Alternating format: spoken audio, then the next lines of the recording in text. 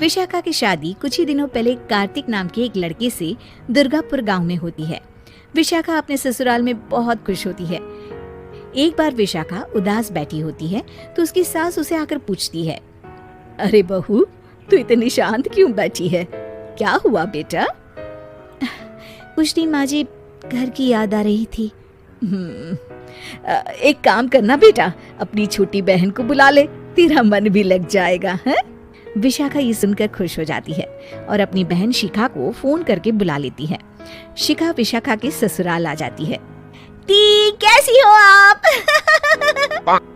अरे आ गई तू, मैं तो एकदम ठीक हो गई। शिखा पूरे परिवार से मिलती है। नमस्ते जीजू, कैसे हो आप? अरे बढ़िया बढ़िया, तुम बताओ। अरे कुछ नहीं जीजू। अरे आपकी शर्ट पर कॉकरोच है? कहाँ है? सॉरी जीजा जी। शिखा, आते ही तूने शैतानी शुरू कर दी, चल कमरे में। अगले दिन विशाखा रसोई में खाना बना रही होती है और तभी वहाँ शिखा आकर उसे पीछे से डरा देती है। विशाखा डर जाती है और शिखा हंस पड़ती है। तू पागल है क्या शिखा? अभी मेरे हाथ से सब्जी गिर जाती ना। अरे दी, आपको क्या हो गया है? शादी से पहले तो कितनी मस्ती करती थी और अब एकदम बोरिंग हो गई हैं आप। ऐसा कुछ नहीं है शिखा, वो तो शिखा, चूहा कहाँ है? दीदी दीदी दीदी दीदी, मुझे चूहे से बहुत डर लगता है। कहाँ है चूहा? देखा शिखा, मैं कुछ भी नहीं भूली, मस्ती करना भी नहीं। सच में दीदी, आपने तो डरा ही दिया था मुझे। दोनों बहनें आपस में बात कर रही होती है, तभी शिखा को एक आइडिया आता है। दी, क्यों ना आज हम इन सबको डराए? नहीं नहीं शिखा, ये मेरा ससुराल है, यहाँ लोग मजाक में नहीं लेंगे तुम्हारी बात को। अरे दी, तुम भी ना कितना सोचती हो। रात में जब सब सो रहे होते हैं कि अचानक से विशाखा की सास को पायल की आवाज सुनाई देती है। वो आंगन में आकर देखती है तो आवाज आना बंद हो जाती है। अरे कौन है इतनी रात को? वो जैसे ही मुड़ती है तो देखती है कि सफेद साड़ी में एक औरत घूम रही है। वो डर जाती है और भागकर अपने कमरे में चली जाती है। वो औरत और कोई नहीं पर शिखा होती है। सास को डरा हुआ देख शिखा जोर जोर से हंसने लगती है।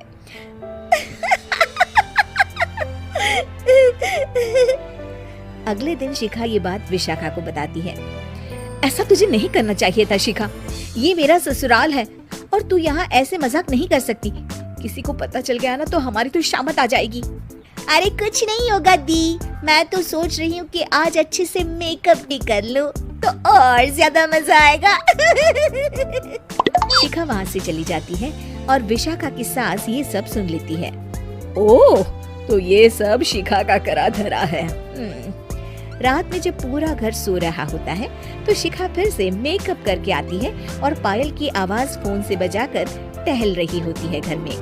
तभी उसके ससुर आ जाते हैं। शिखा जैसे ही उनको डराती है वो अचानक से गिर पड़ते हैं और बेहोश हो जाते हैं। शिखा ये देखकर डर जाती है। अरे अंकल जी, क्या हो गया आपको? दी, जीजू, जल्दी आओ। अंकल जी उठिए ना। सारे घर वाले वहाँ आ जाते हैं। अरे पापा, क्या हो गया आपको? क्या हुआ शिखा, ये बेहोश कैसे हो गए? अरे तूने डराया क्या इन्हें ये चुड़ैल जैसा मेकअप करके? हैं? आंटी जी, मैं तो बस मजाक कर रही थी, मुझे नहीं पता था कि अंकल इतना ज्यादा शॉक्ड हो जाएंगे। तुझे पता है ये दिल के मरीज हैं। हे भगवान, इन्हें तो दिल का दौरा पड़ गया है। शिखा घबरा जाती है। क्या दिल का दौरा? तेरी वजह से आज इनकी ये हालत है। इन्हें कुछ भी हुआ ना तो तू जेल जाएगी, समझी? शिखा रोने लगती है। नहीं नहीं आंटी जी, ऐसा मत बोलिए, अंकल को कुछ नहीं होगा। तभी ससुर को छींक आने वाली होती है। वो छींक रोकने की कोशिश करते हैं लेकिन फिर भी उन्हें छींक आ जाती है और उनकी आंख खुल जाती है। अंकल, आप ठीक तो है ना अंकल? ससुर और सास हंसने लगते हैं। क्यों बेटा, सिर्फ तुम्हें ही मजाक करना आता है क्या? है? तो क्या पापा बेहोश नहीं हुए थे? अरे नहीं नहीं, मैंने ही प्लान बनाया था ये। पर क्यों माँ, क्योंकि विशाखा को लगता है कि ये उसका ससुराल है। उन्हें ऐसी मजाक वाली बातें पसंद नहीं आएगी, पर उन्हें ये नहीं पता कि अगर ये दोनों बहनें शेर हैं तो हम भी सवा शेर हैं। ये तो बिल्कुल सही कहा आपने आंटी जी।